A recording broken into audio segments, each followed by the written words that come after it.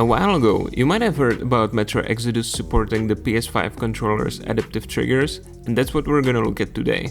First of all, it only works with the enhanced edition of the game. Second, you're gonna have to disable the Steam support, otherwise the game will become a buggy mess. The motion sensor will try to fight your analog sticks, and good luck getting through the menus. Now, there is no haptic feedback in this game, at least as far as vibrations go, but the adaptive triggers actually work. About halfway through the range of the trigger, you will feel some resistance. Once you overcome it, the gun will shoot. The trigger will kick back with each shot, and once you run out of ammo, it will block you from pushing the trigger again. Now, the triggers are surprisingly strong, but I've heard that they wear out over time.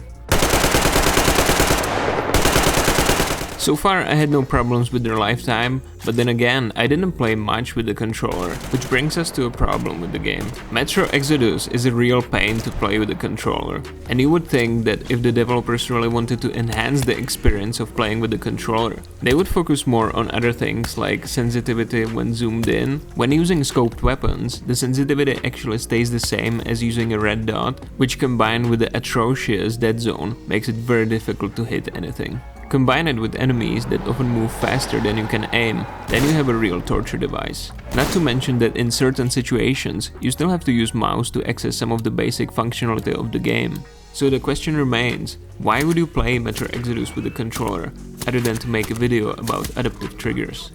I feel like shit here. There's also the matter of haptic feedback that we didn't explore. And actually it doesn't work at all in Metro. It doesn't matter if you enable Steam support or not, it just doesn't work. The game takes over and the vibrations feel completely normal. What I'm getting at is that there is a way to try the haptic feedback on PC, but it doesn't work as you would expect it to. The way you enable it is that you connect your controller by USB, then you go to the sound settings of your Windows and go to the tab Enhancements of your wireless controller. There you check speaker fill and press OK. Now you will have to use the jack on your controller as a sound output. And what happens now is that essentially all of the audio from your PC will be converted into vibrations as well as a sound throughput to your headphones. This doesn't work on Metro. It works in other games, but I can't say that I'm really impressed by it. Certainly doesn't feel like there's any texture to the rumble or anything like that. Here's a clip from Postscriptum that I recorded earlier and then I played it back through the controller and I recorded the rumble with my phone so you can kind of hear what it sounds like.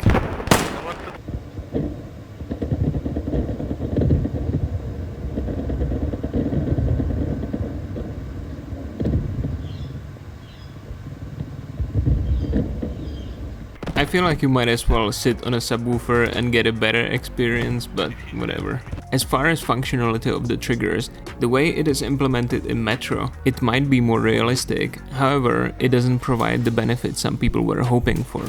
When adaptive triggers were announced, the general hope in the community was that you wouldn't have to switch to L1, R1, which is the bumper buttons on top of the triggers, so the range of the triggers would be determined by the game.